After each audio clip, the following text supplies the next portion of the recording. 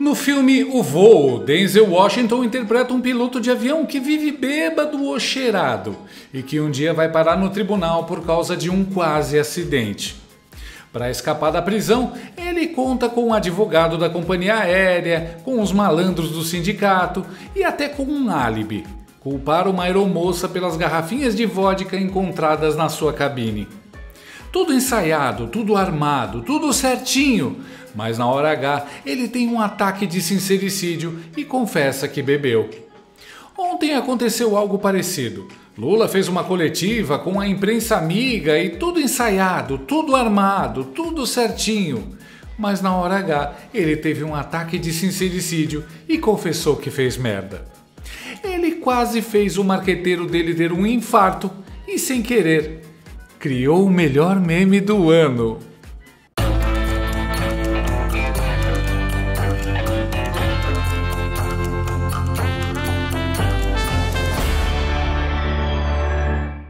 Como você já deve saber, ontem o presidente da República, Luiz Galinácio Lula da Silva, deu uma entrevista coletiva de última hora.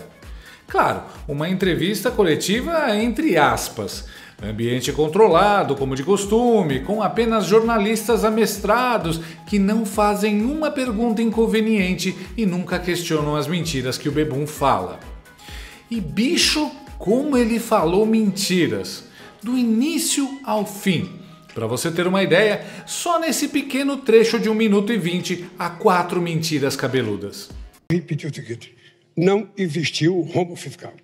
Rombo fiscal existiu no governo passado. No governo passado, houve rombo fiscal de quase 2,6%. No nosso não houve. Aliás, se não fosse o Rio Grande do Sul, nós teríamos feito superávit. Pela primeira vez em muitas décadas. É importante lembrar, eu gosto de falar sempre isso, que eu já fui presidente da República. E eu cheguei a fazer superávit de 4,25. Uma demonstração de seriedade. Agora, o que eu não posso é levar o povo mais humilde a um sacrifício para contemplar os interesses de menos gente. Não vou fazer, e o povo sabe que a estabilidade fiscal é um benefício para ele. Porque se eu não fizer estabilidade fiscal, quando eu for cortar, quem vai cortar o Congresso Nacional é do povo pobre. Então, para mim, sabe, nós temos agora uma meta, uma nova política tributária que vai entrar em vigor em 2027.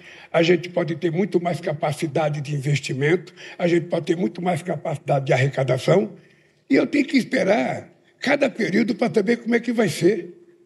A única coisa que eu quero é que as pessoas tenham certeza que neste governo não haverá irresponsabilidade fiscal. É isso. O meu histórico é a prova disso. É o meu histórico. Mentira número 1. Não existiu rombo fiscal. Em 2023 houve rombo de 230 bilhões, o segundo maior da história, maior do que na pandemia. Representou 2,1% do PIB. Em 2024 o Tesouro informou o rombo de 0,1% do PIB, mas isso depois de manobras contábeis. Pelas contas do economista Marcos Mendes, o déficit fiscal foi de pelo menos 0,9% do PIB e pode chegar a 2,1% do PIB. Mentira número 2. No governo passado que houve rombo. Em 2022, depois de 8 anos no vermelho, incluindo a pandemia, o governo teve superávit de 54,1 bilhões. Façanha do Bolsonaro. Mentira número 3. Se não fosse o Rio Grande do Sul, teríamos tido superávit, o primeiro em muitas décadas. Os recursos enviados para o Rio Grande do Sul estão fora da meta fiscal e não contam no rombo de 2024. Além disso, houve superávit em 2022, no governo de Jair Bolsonaro. Sem falar que é muita canalice culpar os desabrigados do Rio Grande do Sul, que quase não receberam ajuda do regime, pelo rombo nas contas. Mentira número 4. Não haverá irresponsabilidade fiscal no meu governo. Já está havendo, e é por isso que os juros subiram, os juros futuros explodiram, o dólar aumentou. Tudo isso é reflexo da confiança zero na capacidade do regime em equilibrar as contas e parar de gastar mais do que arrecada. O rombo da dívida pública é de mais de 1,1 trilhão de reais, considerando os juros da dívida. E responsabilidade fiscal já é uma marca do regime stalináceo. Um governo que mente sobre sua contabilidade é como um ladrão que falsifica o saldo da vítima só para fingir que não a roubou. Mas os juros não mentem, a inflação sentida no supermercado não mente e a miséria causada pelo intervencionismo estatal também não mente. Só continua mentindo quem depende do papai Estado para existir. Aliás, o evento de ontem nem pode ser chamado de coletiva de imprensa. O que caracteriza uma coletiva de imprensa é a liberdade dos jornalistas para perguntar e a honestidade daquele que convocou a coletiva nas respostas. O que nós vimos foi mais uma peça de campanha, um comício com autoelogios e autopromoção descarados. Os jornalistas, escolhidos a 9 dedos pelo regime, estavam lá só para levantar a bola para o descondenado cortar. Foi tipo uma garota de programa contratada para encontrar, por acaso, o menino feião no bar e se apaixonar por ele. Se Bolsonaro desse bom dia para os repórteres e fosse 12:01 no relógio, já tomaria um fact-check das agências de checagem. Hoje em dia, só o silêncio. E claro, o departamento de propaganda do regime ficou com os mamilos durinhos após a 1h30 de cascatas.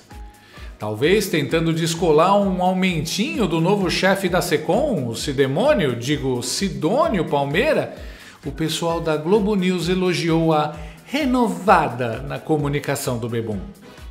O comentário do jornalista e leão lobo da Globo News, Fernando Abrúcio, merece ser indicado para o Prêmio Nobel da puxa-saquice.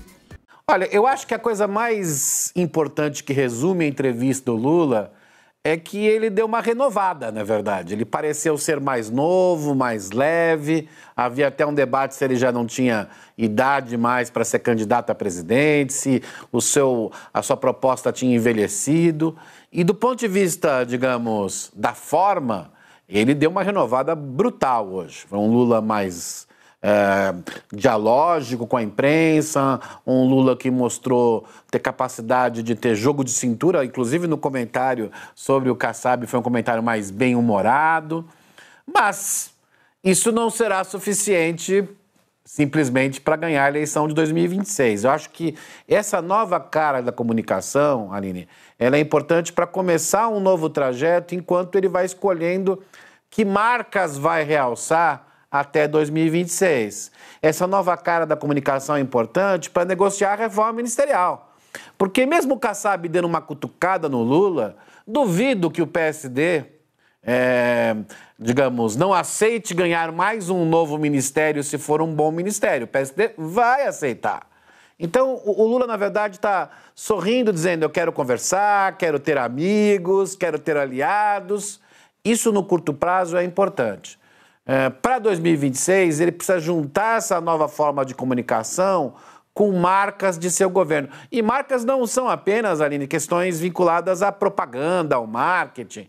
Marca significa escolher o que ele vai frisar para a população e ter resultado. Então, acho que agora vai ter um período em que essa comunicação mais leve vai ser importante para reconstruir o ministério, para dar uma resposta mais rápida a problemas como o problema do Pix. Mas a partir de um certo momento em 2025, a pergunta vai ser: cara leve com quais propostas? Eu acho que é esse o ponto que o Lula ainda precisa ajustar.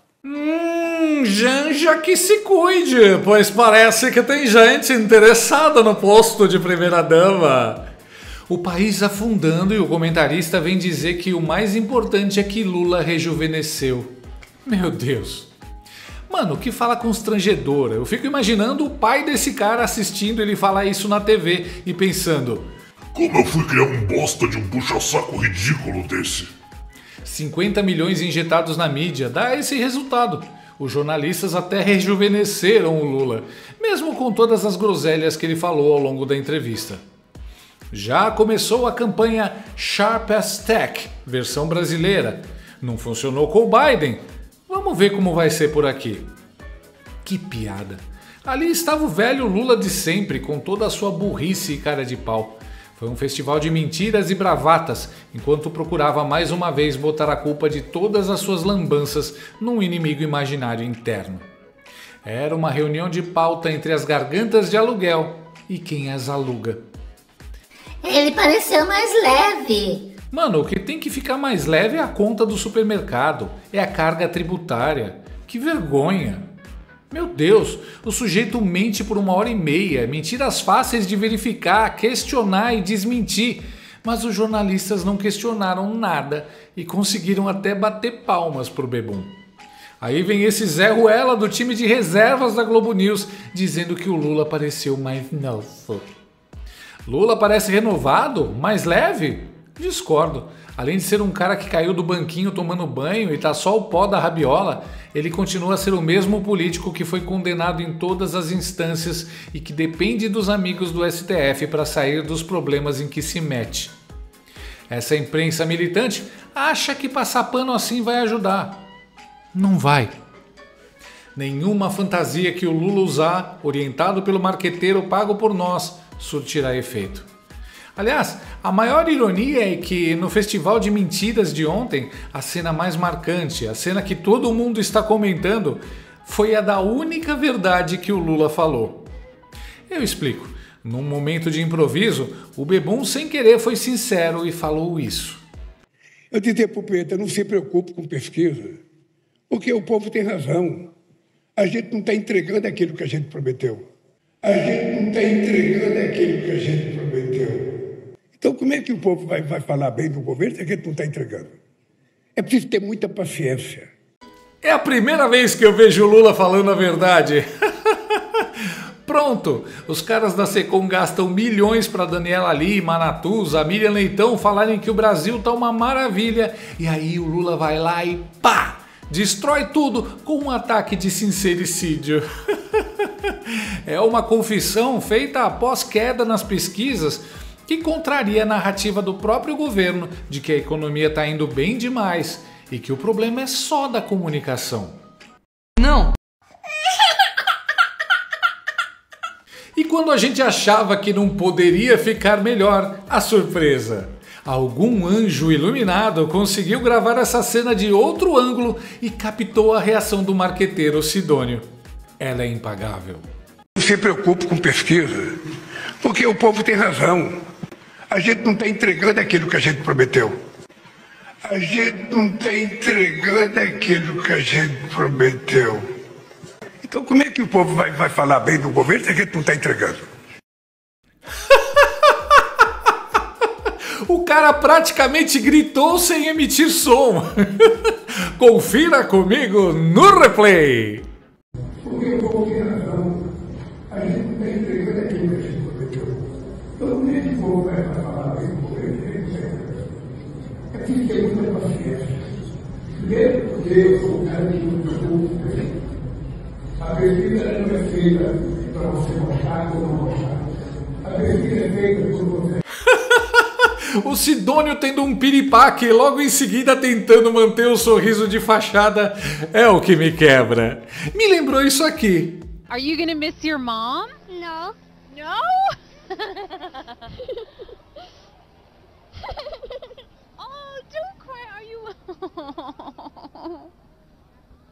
Imagina você passa um mês treinando o Lula pra mentir, arma todo um circo só com a imprensa amiga, pensa, agora vai! E vê todo o seu trabalho indo pelo ralo com uma fala. Porque o povo tem razão. A gente não está entregando aquilo que a gente prometeu.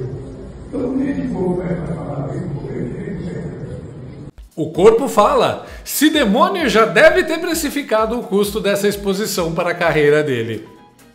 O cara deve estar se perguntando, Onde é que eu fui me meter? esse Sidônio não vai aguentar. Ele quer transformar um molusco idoso em algo que ele não consegue ser, jovial, leve, agradável. Não vai rolar. Lula entregou alimentos caros, dólar nas alturas, censura, impostos. Ele é um produto ruim e não tem Sidônio no mundo inteiro capaz de vender. Não existe marqueteiro que consiga esconder quem é Lula. E por isso eles odeiam a internet livre. E para deixar a coisa ainda mais totosa, o povo notou e o piripaque do Sidônio virou meme.